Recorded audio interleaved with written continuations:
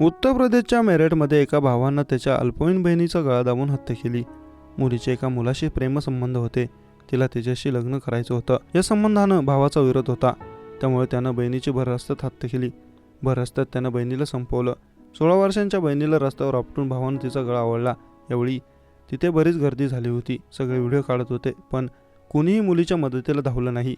पोलिसांनी आरोपीला अटक करून त्याला तुरुंगात टाकलं आहे. चिंचोली पोलीस ठाण्याच्या हद्दीत नंगला शेतू नावाचं गाव आहे. या गावात राहणाऱ्या हसीन वय वर्ष 26 नावाच्या तरुणानं त्याची लहान बहीण अमरीशाला वय वर्ष 16 हिचा गळा दाबून भर चौकात संपवलं. अमरीशानं स्वतःला वाचवण्यासाठी बरेच प्रयत्न केले, पण भावाच्या मजबूत पकडीमुळे ताकदीपुढे तिचा निभाव लागला नाही.